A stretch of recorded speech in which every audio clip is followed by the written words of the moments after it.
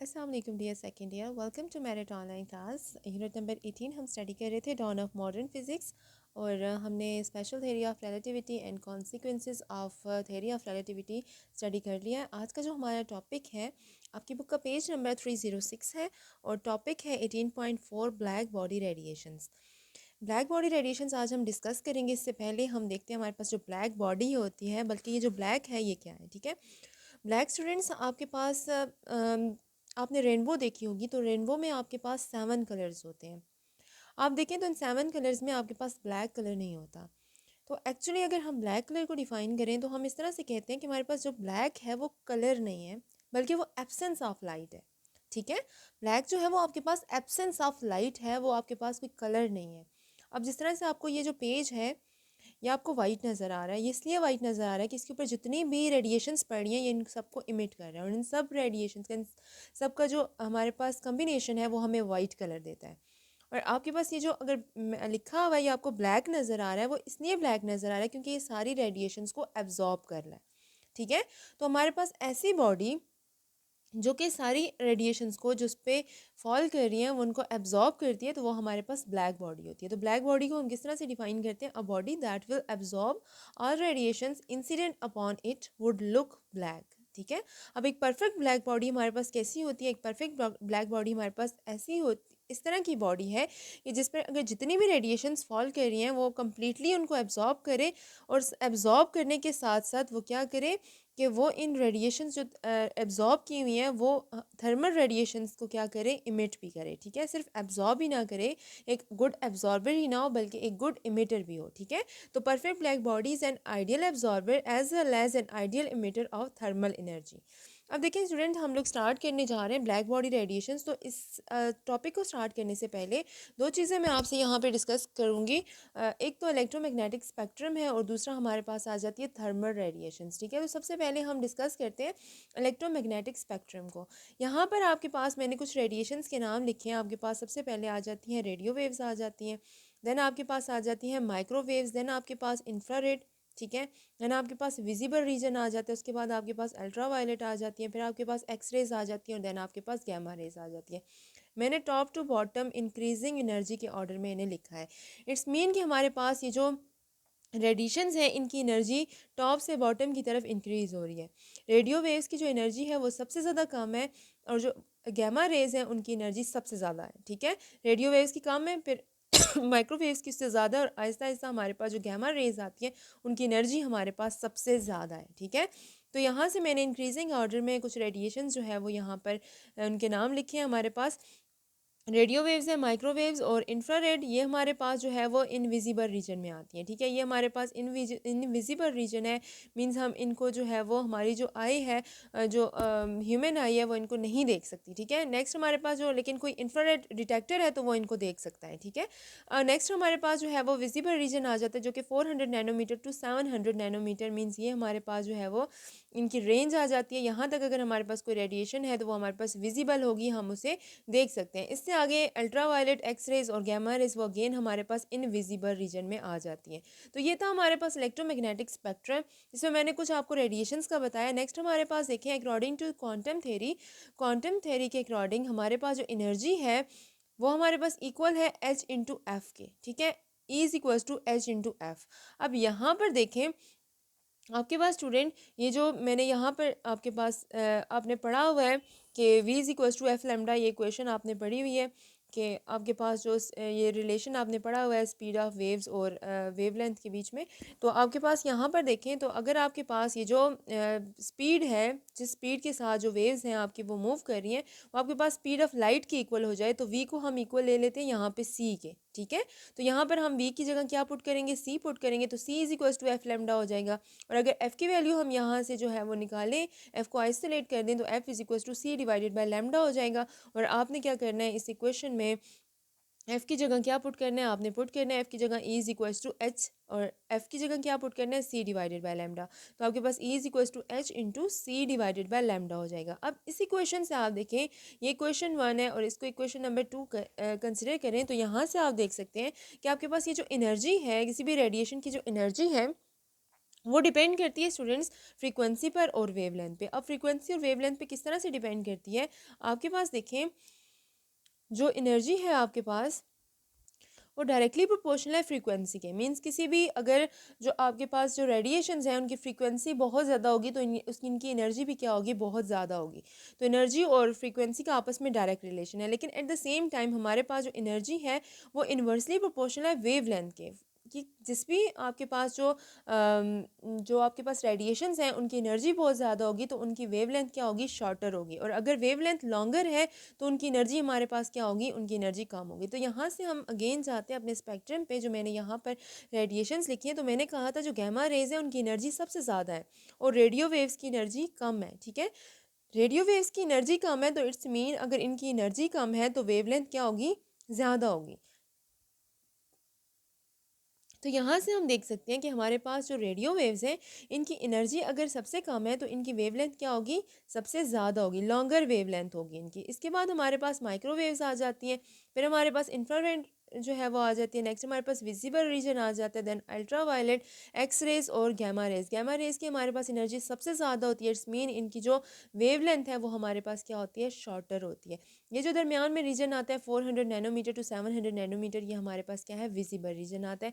इससे ऊपर हमारे पास शॉर्टर वेवलेंथ आ जाती है जो कि हमारे पास क्या होती है, इनविजिबल होती है। और लॉन्गर वेवलेंथ भी हमारे पास ये क्या होती है, ये भी इनविजिबल होती है। ठीक है, तो हमारे पास इस तरह से ये जो रेडिएशंस हैं ये सारी की सारी सेम नहीं है। इनमें जो डिफरेंस आता है, इनमें ये डिफरेंस आता है, इनमें एक तो एनर्जी का डिफरेंस आता है, फ्रीक्वेंसी का डिफरेंस आता है, और सेकेंडली हमारे थर्डली हमारे पास क्या आता है कि इनकी जो वेव लेंथ है उनका डिफरेंस भी आता है। जिसकी एनर्जी सबसे ज़्यादा है, फ्रीक्वेंसी भी ज़्यादा होगी, लेकिन एट द सेम टाइम हमारे पास अगर एनर्जी ज़्यादा है तो वेव लेंथ क्या होगी, शॉर्टर होगी। अगर एनर्जी कम है तो वेव लेंथ क्या होगी, लॉन्गर होगी। ठीक है, अब ये था स्पेक्ट्रम। अब ये इनकी मैंने कुछ डिफरेंस बताया आपको इन रेडिएशंस का। अब हमारे पास कुछ कॉमन प्रॉपर्टीज़ भी हैं इन रेडिएशंस की, तो कॉमन प्रॉपर्टीज़ डिस्कस करते हैं यहाँ पे। फर्स्ट जो है हमारे पास है, ये जो जितनी भी रेडिएशंस हैं इन सब की जो कॉमन प्रॉपर्टी है, इनकी ये प्रॉपर्टी है कि ये जो रेडिएशंस हैं ये इलेक्ट्रिक और मैग्नेटिक फील्ड में डिफ्लेक्ट नहीं होती। ठीक है, ये जितनी भी रेडिएशंस हैं ये इन सब की कॉमन प्रॉपर्टी ये है कि ये इनको अगर इलेक्ट्रिक फील्ड या मैग्नेटिक फील्ड में से पास करें तो ये डिफ्लेक्ट नहीं होती हैं। ठीक है, ना इलेक्ट्रिक फील्ड में डिफ्लेक्ट होती हैं और ना ही मैग्नेटिक फील्ड में डिफ्लेक्ट होती हैं। और इनकी जो हमारे पास मैंने यहाँ पे लिखा है, नॉट डिफ्लेक्टेड बाय इलेक्ट्रिक और मैग्नेटिक फील्ड। नेक्स्ट हमारे पास आ जाता है कि ये जो हमारे पास रेडिएशंस हैं इनकी जो सेकंड कॉमन प्रॉपर्टी है, ऐसी प्रॉपर्टी जो इन सब में है, वो ये है कि इनकी जो स्पीड है वो सेम होती है। इन सब रेडिएशंस की जो स्पीड है वो हमारे पास क्या होती है, सेम होती है। और वो कितनी होती है, वो हमारे पास स्पीड ऑफ लाइट के इक्वल होती है, जो कि हमें पता है यूनिवर्सल कांस्टेंट है, दैट इज़ 3 × 10⁸ मीटर पर सेकेंड।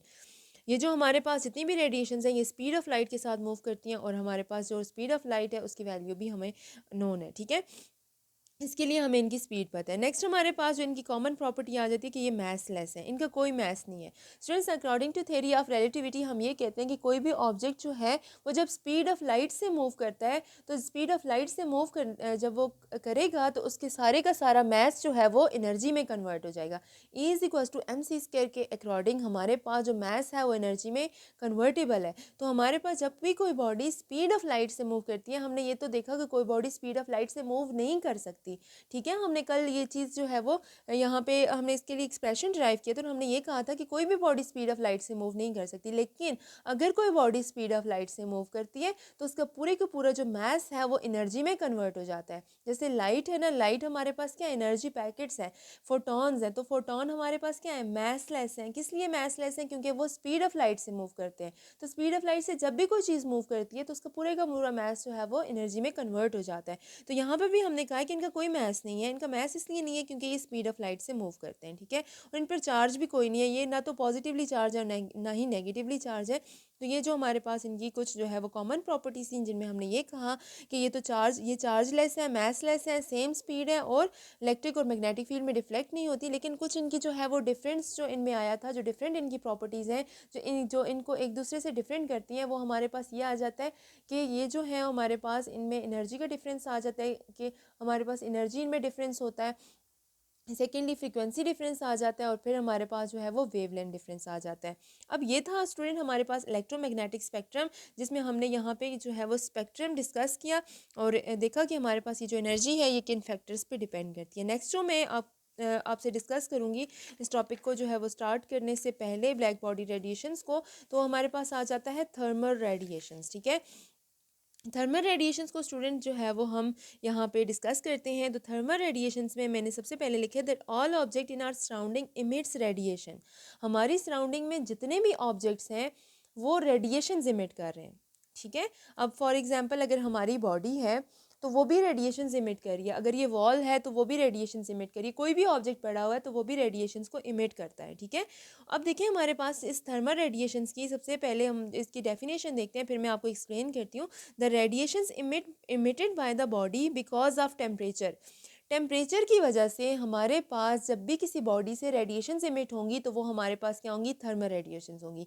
हमारी सराउंडिंग में जितनी भी चीज़ें हैं वो कुछ ना कुछ टेम्परेचर पर पड़ी हुई हैं, हर एक का कुछ ना कुछ सर्टेन टेम्परेचर है। ठीक है, तो वो सब की सब क्या कर रही हैं, रेडिएशंस इमिट कर रही है। अब हमारी बॉडी है जो कि नॉर्मल टेम्परेचर पे है, नॉर्मल टेम्परेचर हमारा कितना है जी, हमारा नॉर्मल टेम्परेचर आ जाता है 37 डिग्री सेल्सियस। तो 37 डिग्री सेल्सियस पे हमारी बॉडी भी क्या कर रही है, जो है वो रेडिएशंस को इमिट कर रही है। तो हर चीज़ हमारी सराउंडिंग में जो भी ऑब्जेक्ट पड़े हुए हैं जो सर्टेन टेम्परेचर पे पड़े हुए हैं वो रेडिएशंस को इमिट कर रहे हैं। तो टेम्परेचर की वजह से जो रेडिएशंस इमिट हो रही होती हैं उनको बोला जाता है थर्मल रेडिएशंस। अब स्टूडेंट्स ऐसा ही नहीं होता कि ये जो रेडिएशंस हैं ये सिर्फ हमारी ये जो बॉडीज़ हैं ये सिर्फ और सिर्फ रेडिएशंस इमिट करती हैं, बल्कि ये क्या करती हैं, ये रेडिएशंस एब्जॉर्ब भी करती हैं। ठीक है, मैंने यहाँ पे लिखा है all the bodies not only emit such radiations but also absorb them by surroundings. हमारी बॉडी जो है अगर रेडिएशंस इमिट कर रही है तो इसका ये मतलब नहीं है कि वो सिर्फ रेडिएशंस इमिट ही कर रही है, बल्कि वो एब्जॉर्ब भी कर रही है, सराउंडिंग से जो रेडिएशंस हैं उनको वो एब्जॉर्ब भी कर। इसलिए हम ये कह सकते हैं कि हमारी जो बॉडीज़ हैं वो रेडिएशंस इमिटर भी हैं और रेडिएशंस एब्जॉर्बर भी हैं। हमारी जितनी भी सराउंडिंग्स में ऑब्जेक्ट पड़े हुए हैं वो रेडिएशंस को इमिट तो कर रहे हैं लेकिन साथ साथ रेडिएशंस को एब्जॉर्ब भी कर रहे हैं। और ये जो रेडिएशंस इमिट हो रही हैं और एब्जॉर्ब हो रही हैं ड्यू टू टेम्परेचर, इनको बोला जाता है थर्मल रेडिएशंस बोला जाता है। अब स्टूडेंट्स ये जो हमारे पास रेडिएशन जो इमिट हो रही हैं ये अब किस चीज़ पे डिपेंड करती हैं, क्या हर बॉडी में से सेम रेडिएशंस इमिट हो रही होती हैं? हर बॉडी में से सेम रेडिएशंस इमिट नहीं हो रही होती, ये हमारे पास डिपेंड करती है सर्टेन फैक्टर्स पे। तो अभी हम वो फैक्टर्स देखते हैं जिन पे ये जो रेडिएशन जो हमारी बॉडी से इमिट हो रही होती हैं ये जिन फैक्टर्स पे डिपेंड करती हैं अभी हम वो देखते हैं। तो सबसे पहले ये जो डिपेंड करती हैं ये टेम्परेचर पे डिपेंड करती हैं, secondly shape and size of the body, and thirdly material of it is made. ठीक है, आपके पास ये जो रेडिएशंस हमारी बॉडी से ये जो जहाँ जितने भी ऑब्जेक्ट्स हैं वहाँ से जो रेडिएशंस इमिट हो रही होती हैं ये हमारे पास देखें डिपेंड करती हैं। सबसे पहले तो ये डिपेंड करती हैं टेम्परेचर के ऊपर। ठीक है, कि आपकी बॉडी का टेम्परेचर कितना है, टेम्परेचर कम है टेम्परेचर ज़्यादा है तो भी रेडिएशंस जो है वो हमारे पास इनमें डिफरेंस आता है। देन शेप एंड साइज़ पे भी जो है वो डिपेंड करती है कि बॉडी की शेप कैसी है, साइज़ कैसा है। ठीक है, थर्ड हमारे पास कि हमारी जो बॉडी है वो किस मटेरियल की बनी हुई है, एल्यूमिनियम की बनी हुई है, किस मटेरियल की बनी हुई है, कॉपर की, किसी भी जिस भी मटेरियल की बनी हुई है ये उस पर भी जो है वो डिपेंड करती है। ठीक है, अब हम ये देखते हैं कि डेली लाइफ में हमें तो रेडिएशंस नज़र नहीं आ रही होती, हालांकि हमारी बॉडी भी रेडिएशंस इमिट कर रही होती है। हर ऑब्जेक्ट मैंने जैसे बोला हमारी सराउंडिंग में रेडिएशंस इमिट कर रहा होता है, लेकिन हमें ये रेडिएशंस तो नज़र नहीं आती। तो हम ये कहते हैं कि हमारे पास at normal temperature radiations are of longer wavelength and invisible region. जब हमारे पास स्टूडेंट्स टेम्परेचर ज़्यादा होता है हमारे पास, जब जो हमारा नॉर्मल टेम्परेचर होता है, जो हमारी नॉर्मल रूटीन में, जैसे मैंने कहा कि हमारी बॉडी का जो नॉर्मल टेम्परेचर है वो हमारे पास आ जाता है जो है वो 37 डिग्री सेल्सियस आ जाता है। तो हमारे पास इस टेम्परेचर पे हमारी जो रेडिएशंस हमारी बॉडी से इमिट हो रही होती हैं वो हमारे पास लॉन्गर वेवलेंथ की होती हैं। यहाँ पर देखते हैं तो हमारे पास हमने जो ड्रॉ किया था ये हमारे पास लॉन्गर वेवलेंथ की होती हैं और लॉन्गर वेवलेंथ की होने की वजह से ये जो रेडिएशंस हैं ये इनविजिबल होती हैं। ठीक है, ये विजिबल रीजन में नहीं आती, ये लॉन्गर वेवलेंथ की होती हैं जिनकी एनर्जी जो है वो हमारे पास कम होती है, इसलिए ये हमें जो है वो नज़र नहीं आती, ये इनविजिबल होती। लेकिन जैसे ही क्या करें कि अगर हम टेम्परेचर को इंक्रीज़ करना शुरू कर दें तो ये जो रेडिएशंस हैं ये हमारे पास इनकी जो वेवलेंथ है वो शॉर्टर, जो हमारे पास जो रेडिएशंस इमिट हो रही हैं उनमें से शॉर्टर वेवलेंथ का जो प्रोपोर्शन है वो इंक्रीज़ होना स्टार्ट कर देता है। ठीक है, देखें फॉर एग्जांपल हमारी बॉडी रेडिएशंस इमिट कर रही है तो नॉर्मल टेम्परेचर पे जो रेडिएशंस इमिट हो रही हैं वो हमारे पास जो है वो लॉन्गर वेवलेंथ की हो रही हैं, वो इनविजिबल रीजन में हो रही हैं।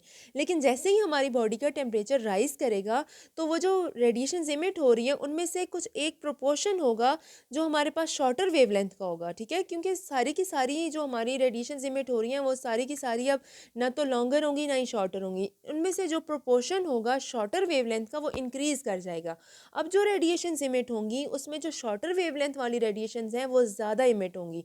ये नहीं है कि सारी की सारी शॉर्टर वेवलेंथ की इमिट होंगी, बल्कि लॉन्गर वेवलेंथ की भी इमिट होंगी, लेकिन शॉर्टर वेवलेंथ वाली जो रेडिएशंस हैं वो ज़्यादा इमिट होंगी। अब हमारे पास जो शॉर्टर वेवलेंथ वाला प्रोपोर्शन है वो ज़्यादा हो जाएगा। तो नॉर्मल टेम्परेचर पे हमारे पास जो रेडिएशंस इमिट होती हैं वो हमारे पास लॉन्गर वेवलेंथ की होती हैं और इनविजिबल रीजन में होती है। लेकिन जैसे ही टेम्परेचर को हम इंक्रीज़ करते हैं तो रेडिएशंस क्या हो जाती है हमारे पास शॉर्टर वेवलेंथ की होती हैं और विजिबल रीजन में आ जाती हैं। अब इसकी एग्जांपल मैं इस तरह से देती हूँ, जैसे हमारे पास एक आयरन रॉड है।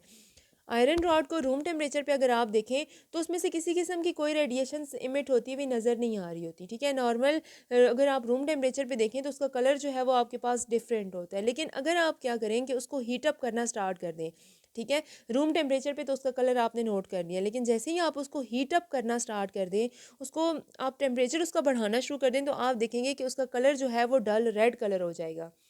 डेल रेड कलर हो जाएगा। मज़ीद आप उसका टेम्परेचर बढ़ाएं, उसको मज़ीद आप जो है वो हीट अप करें, तो आप देखेंगे कि उसका कलर जो है वो ग्लो करना स्टार्ट कर देगा। तो हमने यहाँ से देखा कि हमारे पास जैसे जैसे हम टेम्परेचर इंक्रीज़ कर रहे हैं तो ये जो रेडिएशंस हैं ये हमारे पास क्या हो रही हैं, विजिबल रीजन में आ रही हैं। नॉर्मल टेम्परेचर में हमारे पास ये जो रेडिएशंस थी ये इनविजिबल थी, और जो आयरन रॉड है वो हमारे पास क्या था, उसका कलर हमने देखा वो डिफरेंट था। लेकिन जैसे ही हमने आयरन को गर्म करना स्टार्ट किया वो हमारे पास रेड हो गया, डल रेड कलर उसका कलर जो है वो डल रेड हो गया। तो इट्स मीन कि हमारे पास अब जो रेडिएशंस उसमें से इमिट हो रही हैं वो विजिबल रीजन में आ चुकी हैं। अब वो शॉर्टर वेवलेंथ की हैं और विजिबल रीजन में आती हैं। नेक्स्ट अगर हम उसको मज़ीद गर्म करें तो वो ग्लो करना स्टार्ट कर देगा। अब हमें ज़्यादा रेडिएशंस नज़र आ रही हैं, मीन्स हमारे पास जो शॉर्टर वेवलेंथ वाला प्रोपोर्शन था वो मज़ीद इंक्रीज़ कर गया है, ठीक है। तो अब हमारे पास वो सारी की सारी रेडिएशन जो है वो हमारे पास विजिबल हो चुकी हैं। तो ये था हमारे पास जो है वो ब्लैक बॉडी रेडिएशंस का। अब नेक्स्ट स्टूडेंट हम एक यहाँ पर एक एक्सपेरिमेंट देखते हैं जिसमें हमने एक जो है वो बॉक्स लिया है, ठीक है। ये हमने एक बॉक्स लिया है और इस बॉक्स में हमने एक स्मॉल होल जो है यहाँ पर किया, ठीक है। और ये जो होल हमने यहाँ पर किया है इस बॉक्स के साइज़ के मुकाबले में बहुत कम है, ठीक है। हमने यहाँ पे एक बॉक्स कंसिडर किया है, एक क्लोज बॉक्स लिया है और इस बॉक्स में हमने यहाँ पे क्या किया है, एक स्मॉल होल लिया है, ठीक है। ये जो होल है हमारे पास ये बहुत छोटा है इस बॉक्स के मुकाबले में, ठीक है। अब हमने क्या किया कि किसी भी जो है वो किसी एक्सटर्नल मीन से हमने क्या किया कि इस बॉक्स को हमने जो है वो ब्लैक किया, अंदर से हमने इसके कलर को पूरे का पूरा ब्लैक कर दिया, ठीक है। हमने इस बॉक्स को हमने अंदर से ब्लैक कर दिया और अब हम क्या करते हैं कि इस बॉक्स को जो है वो हीट अप करना स्टार्ट करते हैं। इस बॉक्स को हमने अंदर से ब्लैक कर दिया और यहाँ पर हमने एक स्मॉल होल छोड़ा है और ये जो होल है ये बहुत कम है, इतना कम है कि इसमें से जो रेडिएशंस हैं ये जो है वो हमारे पास बाहर जो है वो ज़्यादा रेडिएशंस इमिट ना हो। तो हमने बिल्कुल स्मॉल सा होल छोड़ा है यहाँ पर और हमने क्या किया, अब इस बॉक्स को हीट अप करना स्टार्ट कर दिया। और ये जो हमारे पास अब ये जो बॉक्स है जिसको हमने जो है वो अंदर से ब्लैक कर दिया, ये हमारे पास अब ब्लैक बॉडी कंसिडर होगी, ठीक है। आपको स्टूडेंट यहाँ पे बात समझ आई है। मैं वंस अगेन रिपीट करती हूँ कि हमने ये बॉक्स लिया है, बॉक्स को हमने क्या किया कि बॉक्स को हमने यहाँ पर एक स्मॉल होल किया और हमने क्या किया कि हमने अंदर से पूरे बॉक्स को ब्लैक कर दिया। अब हमारे पास ये ब्लैक बॉडी बन चुकी है और अब हम क्या करेंगे कि इसको हम हीट अप करना स्टार्ट करेंगे और यहाँ पर हम ऑब्जर्व करेंगे कि जैसे हमारे पास जैसे हम इसको हीट अप करेंगे तो इसमें से जो रेडिएशंस इमिट होंगी, इस होल में से जो रेडिएशंस इमिट होंगी, हम उन रेडिएशंस को एग्जामिन करेंगे और हम देखेंगे कि हमारे पास वो रेडिएशन जो है वो किस इंटेंसिटी की निकल रही हैं, किस वेवलेंथ की इमिट हो रही हैं और क्या उनकी एनर्जी है। ये सब जो है वो आगे हम जो है वो ग्राफ से हम इसको जो है वो डिस्कस करेंगे। तो एक्सपेरिमेंट हमारे पास ये था, बॉक्स था, हमने उसको ब्लैक कर दिया, हीट अप करना स्टार्ट कर दिया, उससे रेडिएशंस इमिट किए हैं। इस होल से जो रेडिएशंस इमिट हुई हैं उसको हम जो है वो अभी देखेंगे कि वो रेडिएशंस हमारे पास जो है वो किस इंटेंसिटी की हैं, किस वेवलेंथ की हैं, ठीक है। ये हम जो है वो इस ग्राफ को से हम जो है वो इसको एक्सप्लेन करेंगे। तो ग्राफ हम एक्सप्लेन करते हैं।